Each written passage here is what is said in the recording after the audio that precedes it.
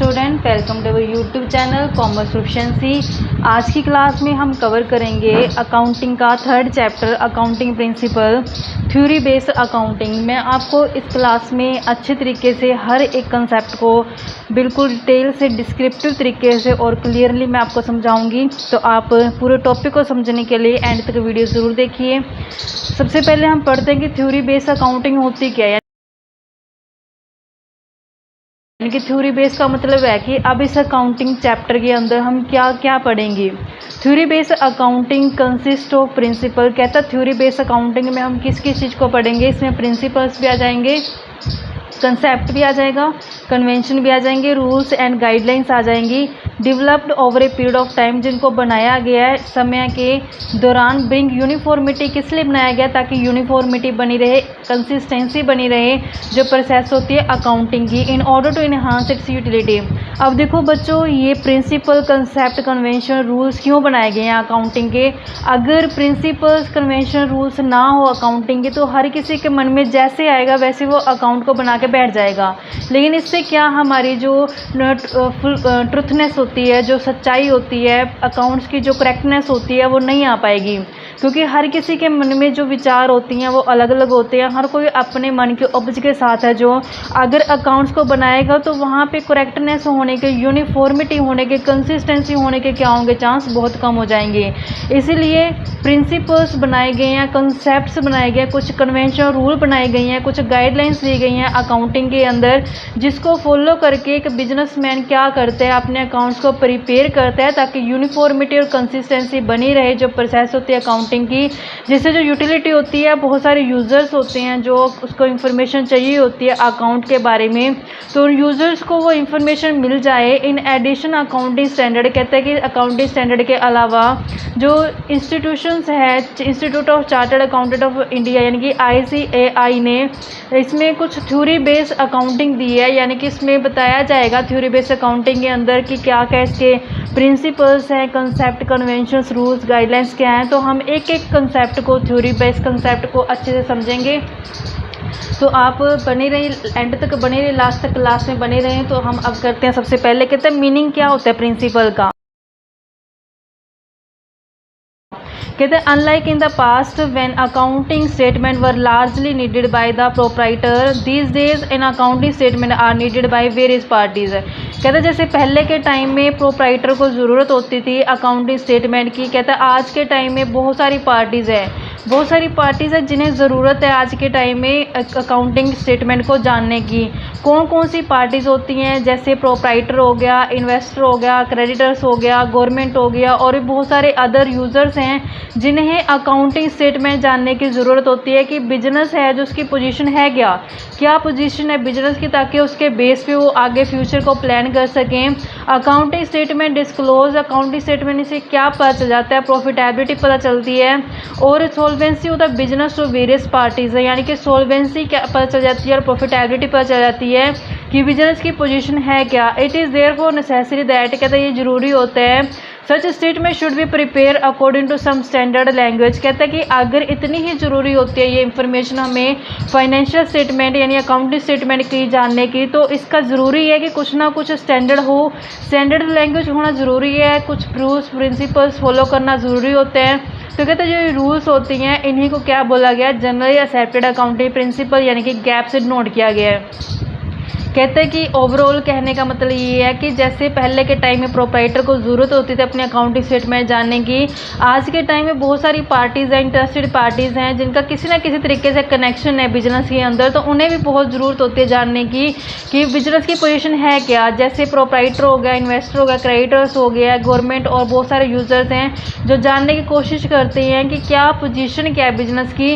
Accounting statement से पता क्या चल जाता है, प्रॉफिटेबिलिटी का पता चल जाता है, इंसॉल्वेंसी क्या है बिजनेस की वो पता चल जाती है। तो कहता है कि अगर इतनी ही ज़रूरी इन्फॉर्मेशन होती है हमें अकाउंटिंग स्टेटमेंट के बारे में जानना, तो ज़रूरी है कि अकाउंटिंग स्टेटमेंट कुछ ना कुछ स्टैंडर्ड लैंग्वेज के ऊपर बनाई जाए, कुछ ना कुछ रूल्स को फॉलो करके बनाई जाए।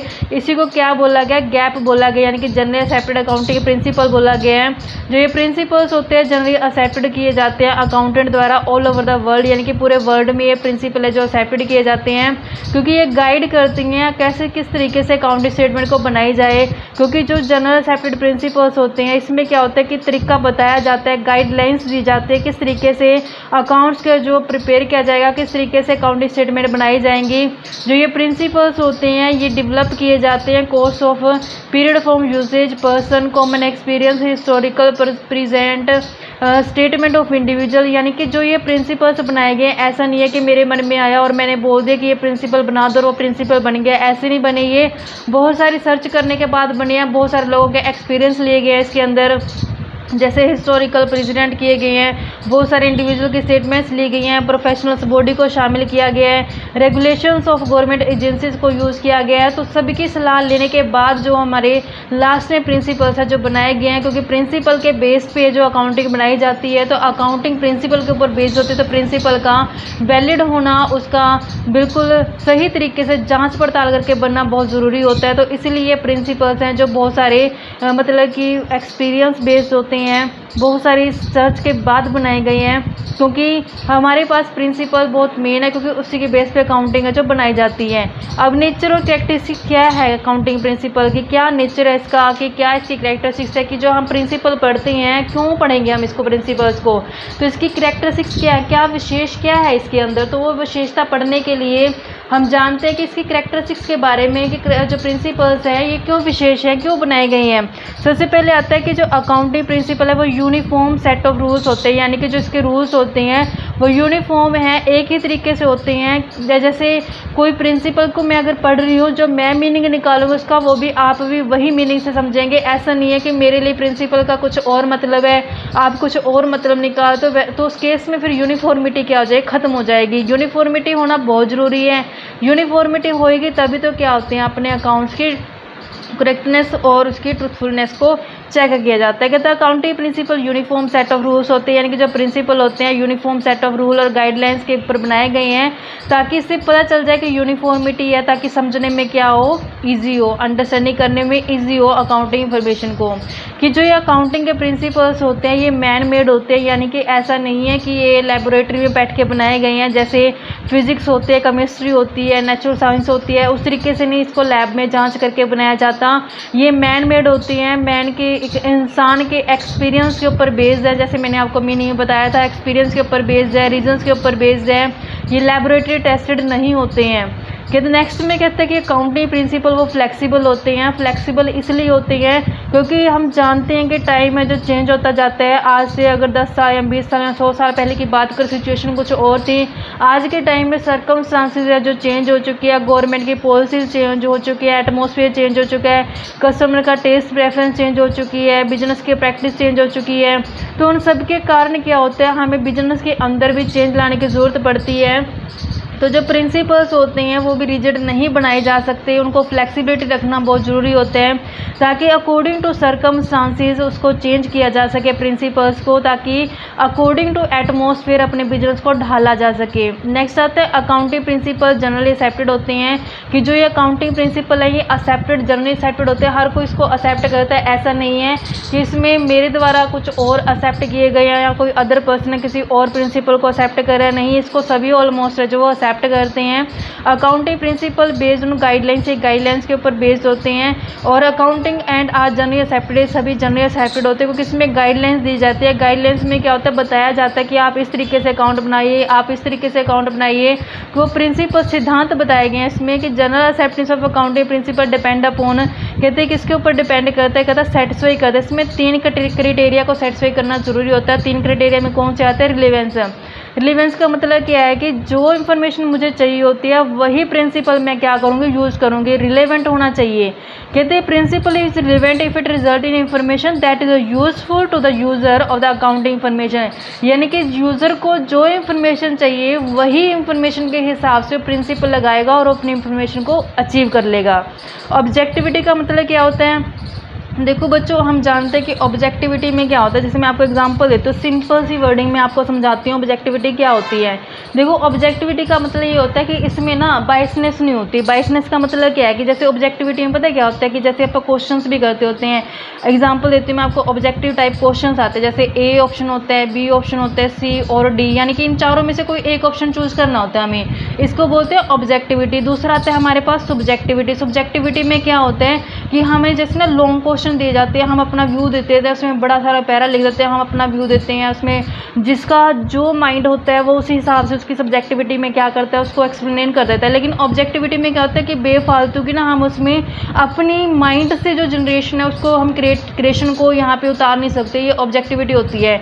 और जो प्रिंसिपल होते हैं वो भी ऑब्जेक्टिविटी के ऊपर बेस्ड होते हैं। यहाँ पे कोई बाइसनेस नहीं होती, कोई अपना इसके अंदर आप अपना पर्सनल बाइसनेस या फिर कोई जजमेंट नहीं दे सकते हैं। अपनी जो ऑब्जेक्टिव है वही हमारा क्या होगा, फुलफिल होगा। ऑब्जेक्टिविटी ऑल्सो इम्प्लाइज वेरीफाई, क्योंकि ये वेरीफाई तरीका होता है। मतलब क्या है कि कुछ सम वे होते हैं फाइंड करने के आउट ट्रुथफुलनेस, इससे ट्रुथफुलनेस और करेक्टनेस ज़्यादा आएगी। क्योंकि देखो बच्चों, जब ऑब्जेक्टिविटी होती है इसमें पता है कि यही हमारा प्रिंसिपल है, इसी को चूज़ करना है, तो वहाँ पे मैं अपनी कुछ पर्सनल बाइसनेस नहीं दे सकती, कुछ अपना सब्जेक्टिविटी नहीं दे सकती। तो मुझे पता है कि उस केस में ट्रुथफुलनेस और करेक्टनेस होने के चांसेस ज़्यादा हो जाते हैं। अगर होता है सब्जेक्टिविटी के, सब्जेक्टिविटी में क्या होता है कि हर एक अपना पॉइंट ऑफ व्यू रखता है, हर कोई अपनी ही क्रिएटिविटी है कुछ उसमें बताता है, तो उसमें उस केस में बाइसनेस के, पर्सनल जजमेंट के ज़्यादा चांसेस हो जाते हैं। नेक्स्ट आता है फिजिबिलिटी। फिजिबिलिटी में क्या होता है, कहते हैं प्रिंसिपल फिजिबल होने चाहिए if it can be applied without undue complexity और कॉस्ट। कहता है फिजिबल में पता है क्या होता है बच्चों, मैं आपको बता देती हूँ मीनिंग इसमें क्या होते हैं कि हम ना दो तरीके के कंसेप्ट पढ़ते होते हैं। एक होता है अल्टरनेट, एक होता है हमारे पास फिजिबल। देखो, अल्टरनेट और फिजिबल दो तरीके की टर्म होती हैं हमारे पास, अल्टरनेट और फिजिबल। देखो, अल्टरनेट में क्या होता है कि मेरे पास 4-5 ऑप्शन है, मान लो A B C D, 4-5 option है, मुझे इसमें से कोई एक को चूज़ करना जो मेरे लिए बेस्ट हो। लेकिन फिजिबल में क्या होता है कि मुझे एक ही ऑप्शन है और उसी को ही मुझे चूज़ करना है, उसे बोलते हैं पर फिजिबल। कहते हैं कि जो अकाउंटिंग प्रिंसिपल ये फिजिबल होते हैं, जिससे जो बेफालतू की कॉम्प्लेक्सिटी होती है, जो मुश्किल होना या कॉस्ट का ज़्यादा ना, वो क्या होता है, रिड्यूस हो जाता है। क्योंकि ये फिजिबल है, जो है वो है, इसके अलावा कुछ मतलब बेफालतू में नहीं है, क्योंकि वो फिजिबल है। अब इस तरीके से मैंने आपको ये कराया। नेक्स्ट क्लास में आपको इसका नेक्स्ट टॉपिक कवर कराऊंगी बच्चों। तो अगर आपको मेरी क्लास समझ में आई है तो आप मेरे चैनल कॉमर्स प्रोफिशिएंसी को सब्सक्राइब, लाइक एंड शेयर करें।